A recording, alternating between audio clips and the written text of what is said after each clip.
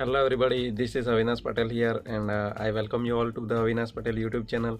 तो दोस्तों आज हम लोग एक ऐसा मज़ेदार टॉपिक सीखने वाले हैं कि जो अक्सर एग्ज़ाम में पूछा जाता है। तो दोस्तों आप लोग ने देखा होगा कि आप लोग एग्ज़ाम देकर अपने घर पर आते हो तो आपके रिलेटिव्स लोग आपको पूछते हैं कि आपके कितने मार्क्स आएंगे, कैसा परफॉर्म किया एग्ज़ाम में। तो वही रिलेटिव्स लोग आप लोग को मार्क्स दिलवाने वाले हैं आज के इस वीडियो से। तो इस वीडियो को आप लोग अंत तक देखना ताकि आप लोग को मैं जो आज ब्लड रिलेशन का टॉपिक सिखाने वाला हूँ वो कम्प्लीटली आ जाए और आप लोग एग्ज़ाम में ब्लड रिलेशन के जो क्वेश्चन है उसको आसानी से सॉल्व कर पाओ। तो पहले हम लोग दोस्तों उसका कॉन्सेप्ट देखेंगे कि कॉन्सेप्ट में क्या आता है, बाद में हम लोग इसके क्वेश्चंस है वो सॉल्व करेंगे। तो यहाँ पे हम लोग पहले बोर्ड पे देखेंगे।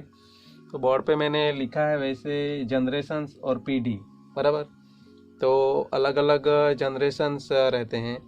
तो अभी हम लोग थर्ड जनरेशन में आते हैं, हम लोग यहाँ पे थर्ड जनरेशन में आएंगे।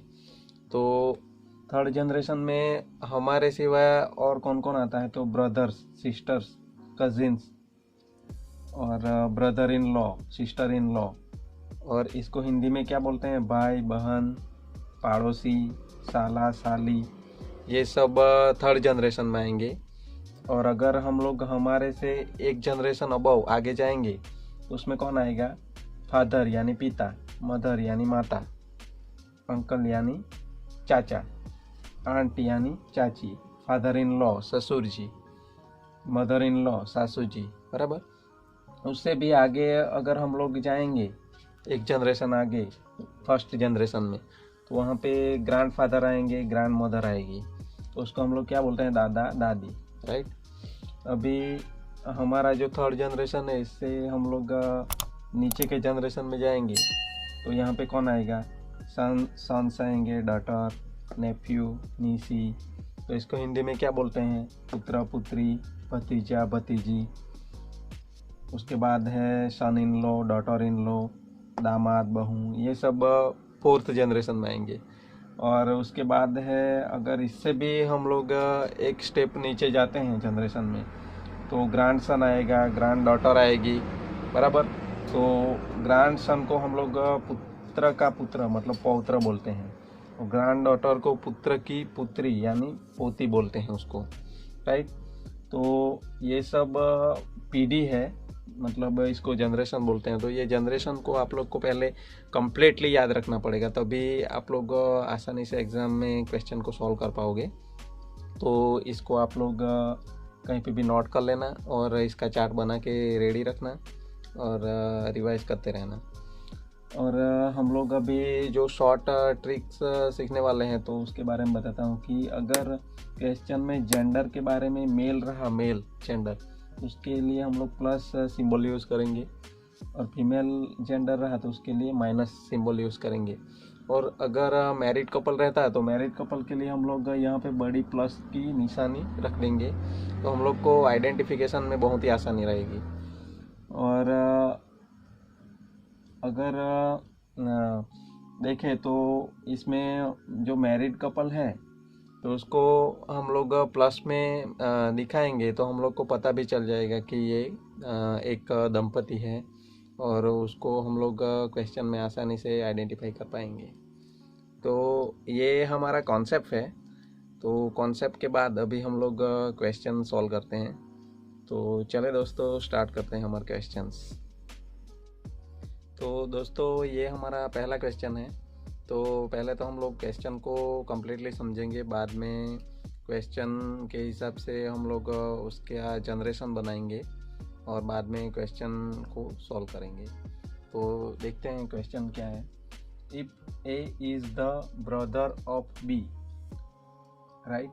तो पहले तो बोला है कि ए बी का ब्रदर है, तो ब्रदर मतलब एक साथ में आएंगे, तो हम लोग ऐसे एरो में इसको सिंबल देंगे और यहाँ पे प्लस लिखेंगे क्योंकि ये दोनों मेल है।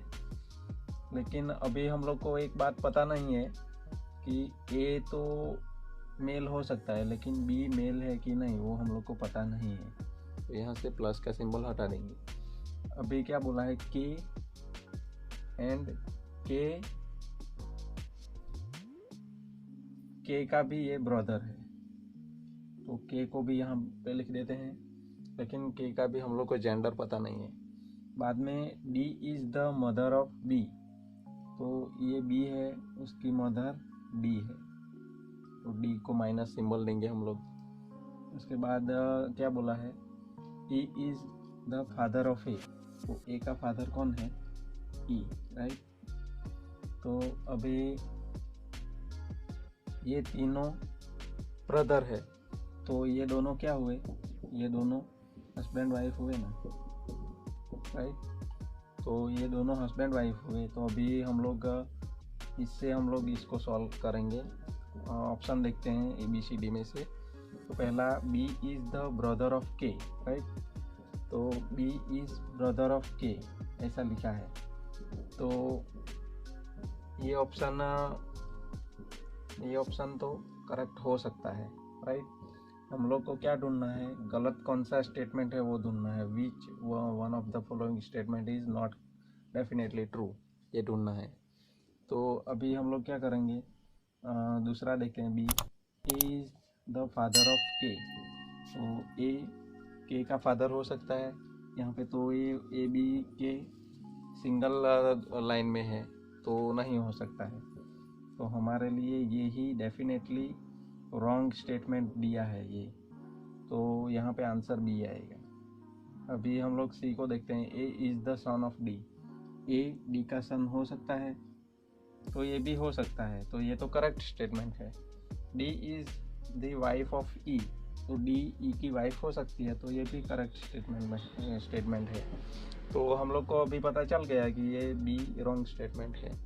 तो ऐसे आप लोग आसानी से आंसर ढूंढ सकते हो। तो ये हमारा पहला क्वेश्चन था। अगला क्वेश्चन देखते हैं। तो दोस्तों ये है हमारा अगला क्वेश्चन। तो इसमें क्या लिखा है वो हम लोग पहले समझते हैं। तो इसमें लिखा है A and B are brothers, right.